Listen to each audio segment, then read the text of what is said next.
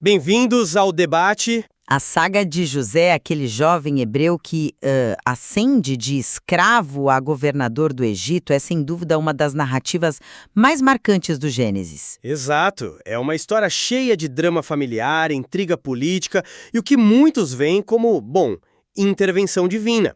Mas, para além do seu poder narrativo, ela levanta uma questão central que tem dividido estudiosos por séculos, uma questão que emerge diretamente do material que estamos analisando. E o nosso ponto de discussão hoje é este. A história de José é um registro histórico refletindo eventos e pessoas reais do Reino Médio do Egito, ou deveríamos lê-la como uma obra-prima de literatura e teologia, escrita muito depois dos fatos, usando um cenário egípcio para contar uma história sobre fé e providência? Eu argumentarei que a genialidade da história de José está justamente em sua construção literária e teológica, e que o seu valor não depende de forma alguma de sua exatidão histórica.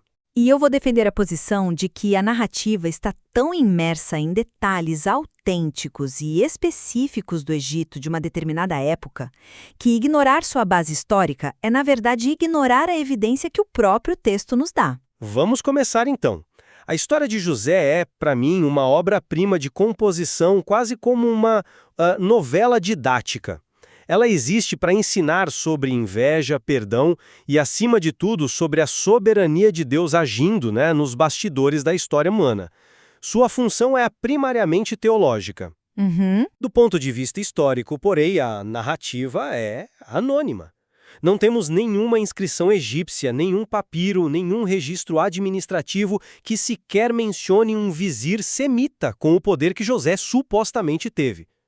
A maioria dos acadêmicos hoje entende que a história foi compilada em sua forma final bem mais tarde, talvez entre os séculos VIII e VI a.C., séculos após os supostos eventos. O cenário egípcio é vívido sim, mas ele serve como pano de fundo para uma verdade teológica, e não como um documento. Olha, a minha perspectiva é bem diferente. Descartar a narrativa inteira como ficção tardia só porque não encontramos o nome José em um monumento é, a meu ver, ignorar uma quantidade impressionante de evidências circunstanciais. Evidências que ancoram a história firmemente na realidade do Egito do Reino Médio, por volta ali do século XIX a.C. Certo. O autor, seja ele quem for, demonstra um conhecimento tão íntimo da cultura, dos costumes e até da burocracia daquele período específico que é difícil imaginar que ele esteja inventando tudo. E não estamos falando de detalhes genéricos, nomes próprios, o preço de um escravo, a etiqueta na corte do faraó, até a idade ideal de morte. São detalhes que, gritam autenticidade. Essa cor egípcia não é um enfeite literário, é a marca de um relato genuíno, transmitido por quem viveu naquela época ou teve acesso a fontes muito próximas. Mas é aí que eu discordo. Cada um desses detalhes que você cita pode ser interpretado de outra forma. Vamos pegar o preço de José. 20 ciclos de prata. Sim, isso corresponde ao preço de um escravo no início do segundo milênio antes de Cristo, como confirmam textos da Mesopotâmia. Mas um autor habilidoso, escrevendo séculos depois, poderia ter acesso a essas tradições. É uma técnica literária clássica, usar detalhes precisos para dar verossimilhança à ficção. O foco da narrativa não é a tabela de preços de escravos, é o drama da traição. O detalhe serve à história, ele não prova a história. Mas então, como você explica a consistência e a sutileza de tantos detalhes? Não é só um ou dois. Pense nos nomes. Potifar, que significa aquele que Ra deu. Asenate, sua esposa, pertencente à deusa Neite. São nomes egípcios perfeitamente plausíveis para a época. Um autor posterior poderia pesquisar isso? Talvez. Mas e os detalhes culturais que um estrangeiro dificilmente notaria? Como quais, por exemplo? Por exemplo, o fato de José se barbear antes de se apresentar ao faraó, em Gênesis 41. Parece um detalhe trivial, mas é culturalmente muito significativo. Para os hebreus e outros povos semitas, a barba era um sinal de masculinidade. Mas para a elite egípcia, a limpeza e a ausência de pelos eram um sinal de status e pureza. A arte egípcia daquele período, como a que vemos no túmulo de Khnum-Hotep II, em Beni Hassan, retrata os asiáticos com barba e os egípcios de alto escalão imberbes. Um autor do século VIII a.C. em Israel saberia desse detalhe. E por que ele o incluiria se não fosse parte da memória histórica do evento? Eu vejo por que você acha isso convincente, mas eu enquadraria de forma diferente. Para mim, essa é uma escolha literária brilhante. O ato de se barbear não é apenas um detalhe cultural, é um símbolo poderoso. Representa a egipcianização de José. Ele está deixando para trás sua identidade semita para se assimilar completamente a uma cultura estrangeira, um passo necessário antes de sua ascensão ao poder. O autor usa esse detalhe para mostrar visualmente a transformação do personagem. É um recurso narrativo, não uma prova de reportagem. Mas a lista continua. E a cerimônia de investidura? O faraó dá a José seu anel-selo, vestes de linho fino e um colar de ouro. Isso corresponde exatamente às representações que temos de cerimônias de recompensa egípcias, onde o colar de ouro, o shebiu, era uma honraria comum para oficiais leais. E o mais interessante, José morre aos 110 anos. Para os hebreus, a idade ideal era 70, 80 ou 120, como Moisés. Mas para os egípcios, 110 anos era a idade perfeita, o símbolo de uma vida plena e sábia, como atestam vários textos de sabedoria egípcios. O autor está constantemente usando marcadores culturais egípcios, não hebreus, para descrever a vida de seu herói. Somando tudo isso, a teoria da pesquisa literária começa a parecer menos provável do que a da memória autêntica. De um autor extremamente sofisticado que conhecia a cultura egípcia para usá-la a serviço de sua teologia. A morte aos 110 anos não prova que José viveu até essa idade. Prova que o autor queria retratá-lo como um sábio de estatura lendária aos olhos de qualquer um que conhecesse a cultura egípcia. Ele está elevando seu personagem. O mesmo vale para a arqueologia. A descoberta em Tel el-Daba, no delta do Nilo, é fascinante. Sim, a tumba que um alto oficial asiático, não egípcio, do período exato em que a história de José estaria situada, com os restos de uma estátua colossal que o retratava com um penteado e uma cor de pele típicos de um semita, não de um egípcio. Isso mostra que a premissa central da história, um semita chegando ao poder no Egito, não é fantasia, era historicamente plausível. Plausível, sim. Isso é um ponto importante. Mostra que o cenário da história é realista. Mas plausibilidade não é prova de factualidade. Aquela tumba prova que a ascensão de um semita era possível, não que José existiu e que aquela era a sua tumba. Não há nenhuma inscrição com seu nome. Continua sendo uma evidência circunstancial, por mais intrigante que seja. Mas a ausência de evidência direta, especialmente daquela época, não é o mesmo que evidência de ausência. Estamos falando de quase 4.000 anos atrás. Os registros são extremamente fragmentários. Olha o caso de Aperel, um vizir de Amenhotep III. Ele viveu num dos períodos mais bem documentados da história egípcia, o Império Novo, e era completamente desconhecido para nós até sua tumba ser descoberta por acaso na década de 1980.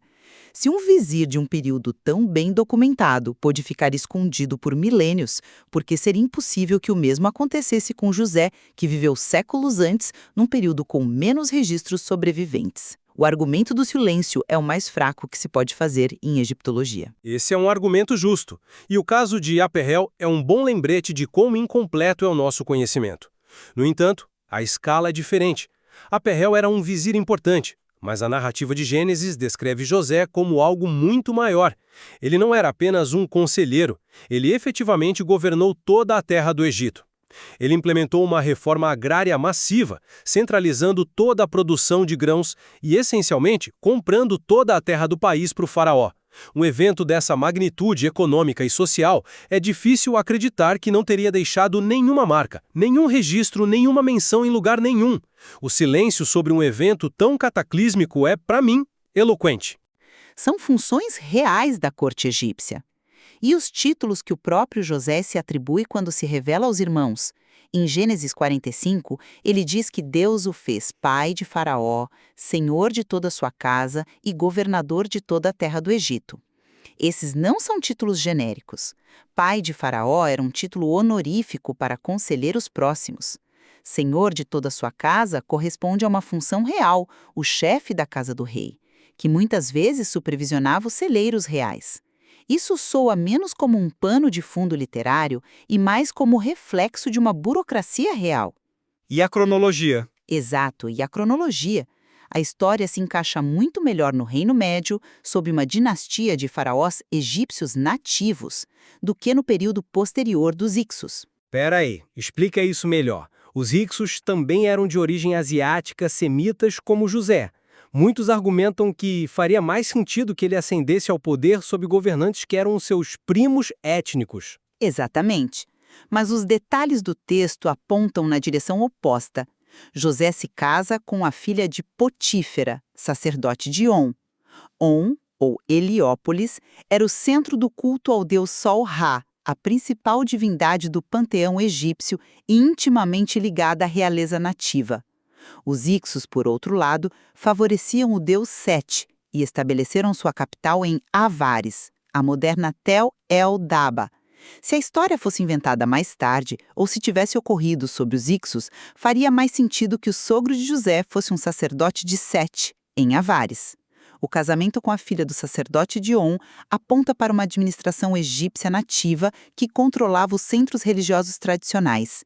É uma nuance que um ficcionista posterior dificilmente acertaria. Isso é um ponto sutil e interessante, eu reconheço. Mas, novamente, pode ser uma escolha teológica. Um autor posterior poderia deliberadamente situar sua história em uma era puramente egípcia antes da contaminação dos Hyksos, para dar mais peso à ascensão milagrosa de José. Ele não é elevado por um rei estrangeiro, ele é elevado pelo faraó, o legítimo governante do Egito, o que torna a sua ascensão ainda mais espetacular. A história, como a temos, serve a um propósito maior, explicar como os filhos de Israel chegaram ao Egito, preparando o palco para a escravidão e, finalmente, para o êxodo.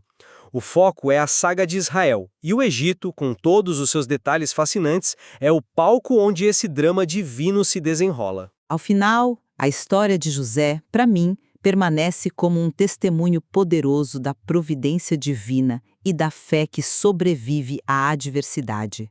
Embora possa conter ecos de uma memória histórica antiga, sua verdade primária não é factual, é teológica. A falta de qualquer evidência direta e conclusiva, combinada com sua estrutura narrativa impecável e seu claro propósito didático, me leva a concluir que devemos lê-la como uma narrativa divinamente inspirada sobre o caráter de Deus e seu plano para seu povo, não como um simples registro de eventos passados. E embora eu concorde plenamente com a força teológica da história, acredito que essa força é imensamente amplificada por sua base na realidade. Se os eventos aconteceram, a teologia se torna ainda mais poderosa. O relato demonstra que a mão de Deus age no mundo real, em meio a culturas, políticas e economias concretas. O volume e a precisão dos detalhes egípcios, nomes, preços, costumes, títulos, cronologia, fornece um argumento cumulativo que, para mim, é extremamente convincente.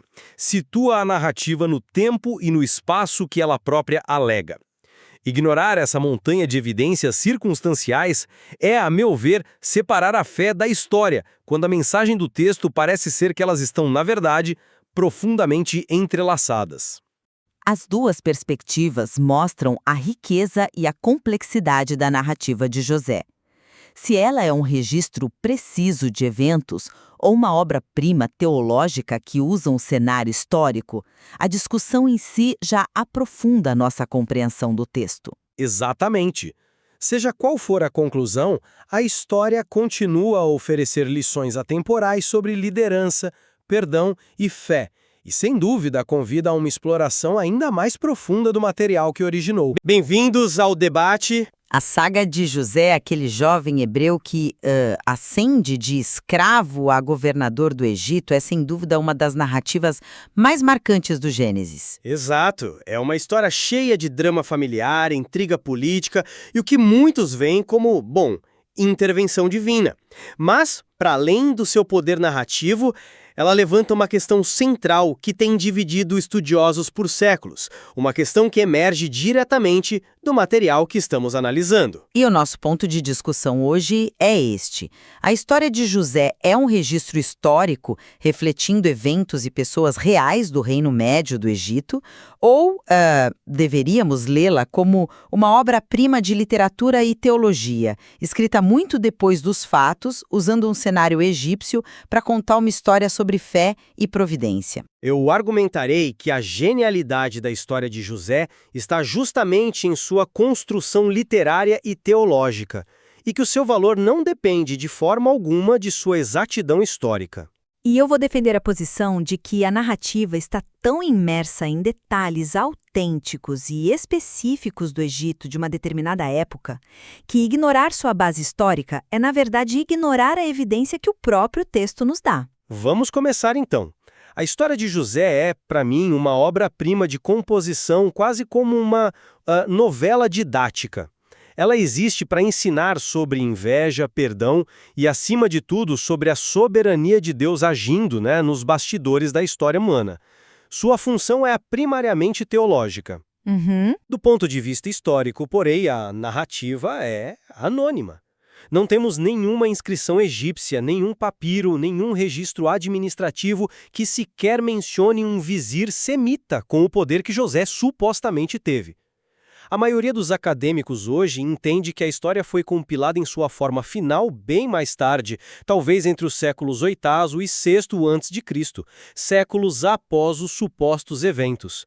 O cenário egípcio é vívido sim, mas ele serve como pano de fundo para uma verdade teológica, e não como um documento.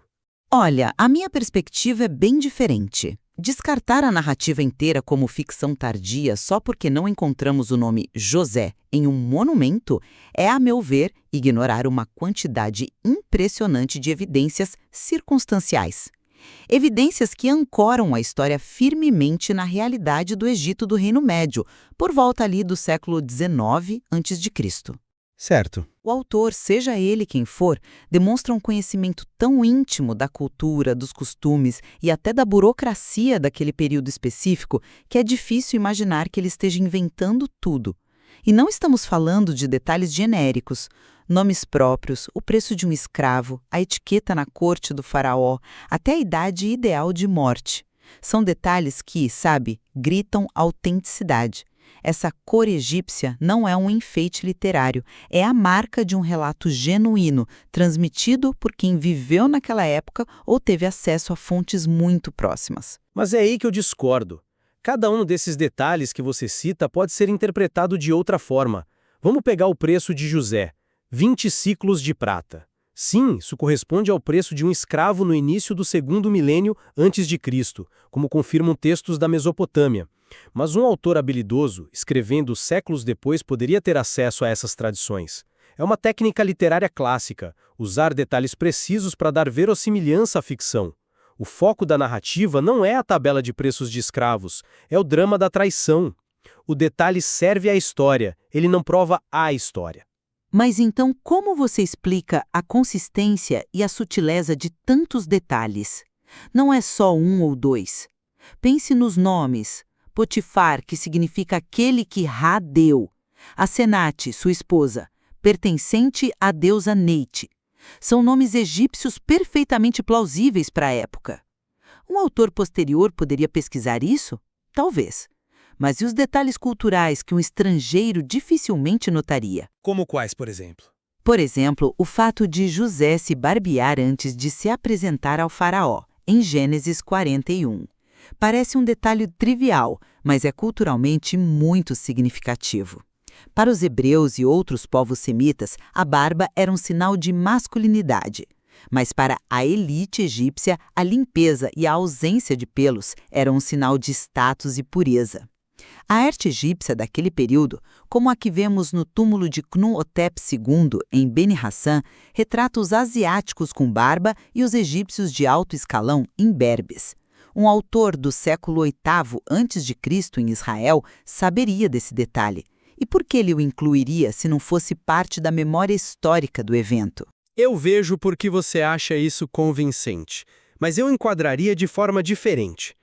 para mim, essa é uma escolha literária brilhante. O ato de se barbear não é apenas um detalhe cultural, é um símbolo poderoso. Representa a egipcianização de José.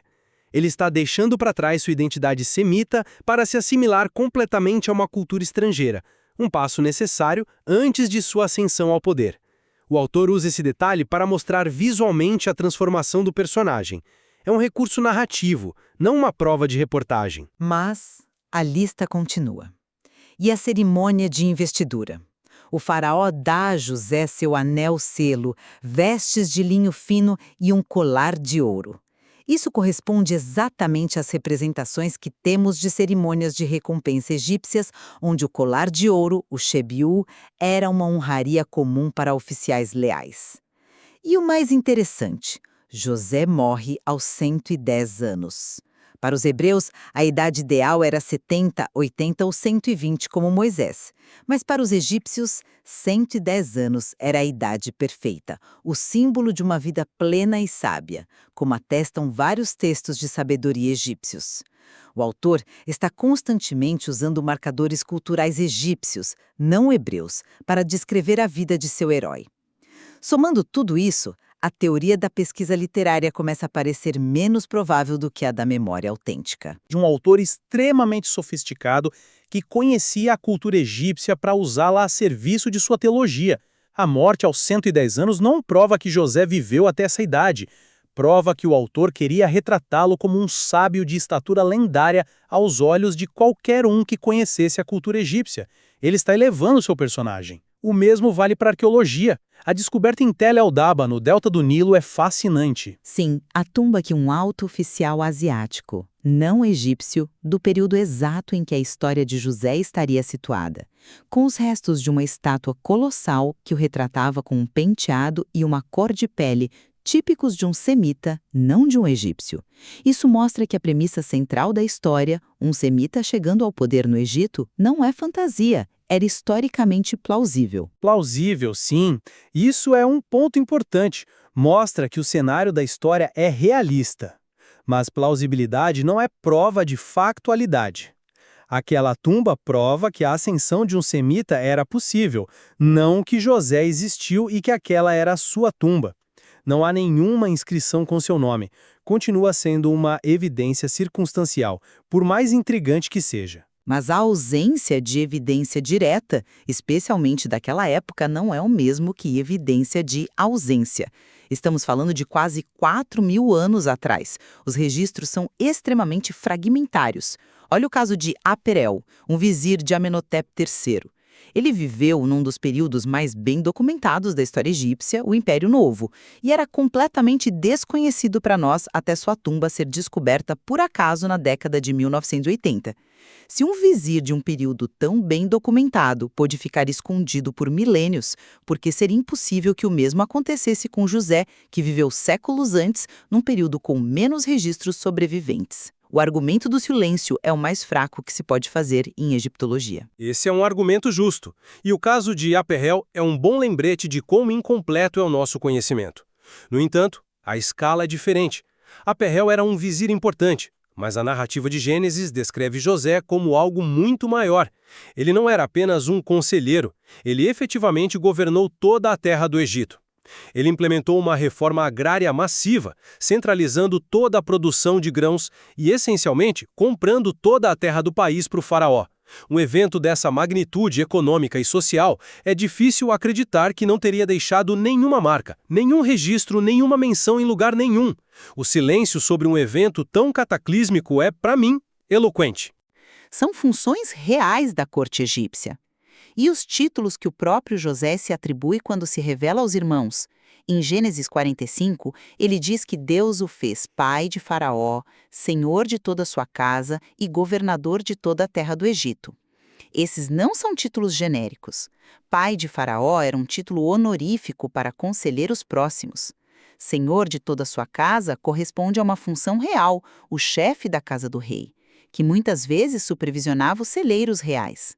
Isso soa menos como um pano de fundo literário e mais como reflexo de uma burocracia real. E a cronologia? Exato, e a cronologia. A história se encaixa muito melhor no Reino Médio, sob uma dinastia de faraós egípcios nativos, do que no período posterior dos Hyksos. Pera aí, explica isso melhor. Os Hyksos também eram de origem asiática, semitas como José. Muitos argumentam que faria mais sentido que ele ascendesse ao poder sob governantes que eram seus primos étnicos. Exatamente. Mas os detalhes do texto apontam na direção oposta. José se casa com a filha de Potífera, sacerdote de On. On, ou Heliópolis, era o centro do culto ao deus Sol-Ra, a principal divindade do panteão egípcio e intimamente ligada à realeza nativa. Os Hyksos, por outro lado, favoreciam o deus Sete e estabeleceram sua capital em Avares, a moderna Tel el-Daba. Se a história fosse inventada mais tarde, ou se tivesse ocorrido sob os Hyksos, faria mais sentido que o sogro de José fosse um sacerdote de Sete, em Avares. O casamento com a filha do sacerdote de On aponta para uma administração egípcia nativa que controlava os centros religiosos tradicionais. É uma nuance que um ficcionista posterior dificilmente acertaria. Isso é um ponto sutil e interessante, eu reconheço. Mas, novamente, pode ser uma escolha teológica. Um autor posterior poderia deliberadamente situar sua história em uma era puramente egípcia antes da contaminação dos Hyksos, para dar mais peso à ascensão milagrosa de José. Ele não é elevado por um rei estrangeiro, ele é elevado pelo faraó, o legítimo governante do Egito, o que torna a sua ascensão ainda mais espetacular. A história, como a temos, serve a um propósito maior, explicar como os filhos de Israel chegaram ao Egito, preparando o palco para a escravidão e, finalmente, para o êxodo. O foco é a saga de Israel, e o Egito, com todos os seus detalhes fascinantes, é o palco onde esse drama divino se desenrola. Ao final, a história de José, para mim, permanece como um testemunho poderoso da providência divina e da fé que sobrevive à adversidade. Embora possa conter ecos de uma memória histórica antiga, sua verdade primária não é factual, é teológica. A falta de qualquer evidência direta e conclusiva, combinada com sua estrutura narrativa impecável e seu claro propósito didático, me leva a concluir que devemos lê-la como uma narrativa divinamente inspirada sobre o caráter de Deus e seu plano para seu povo, não como um simples registro de eventos passados. E embora eu concorde plenamente com a força teológica da história, acredito que essa força é imensamente amplificada por sua base na realidade. Se os eventos aconteceram, a teologia se torna ainda mais poderosa. O relato demonstra que a mão de Deus age no mundo real, em meio a culturas, políticas e economias concretas. O volume e a precisão dos detalhes egípcios, nomes, preços, costumes, títulos, cronologia, fornece um argumento cumulativo que, para mim, é extremamente convincente. Situa a narrativa no tempo e no espaço que ela própria alega. Ignorar essa montanha de evidências circunstanciais é, a meu ver, separar a fé da história, quando a mensagem do texto parece ser que elas estão, na verdade, profundamente entrelaçadas. As duas perspectivas mostram a riqueza e a complexidade da narrativa de José. Se ela é um registro preciso de eventos ou uma obra-prima teológica que usa um cenário histórico, a discussão em si já aprofunda a nossa compreensão do texto. Exatamente. Seja qual for a conclusão, a história continua a oferecer lições atemporais sobre liderança, perdão e fé, e sem dúvida convida a uma exploração ainda mais profunda do material que originou.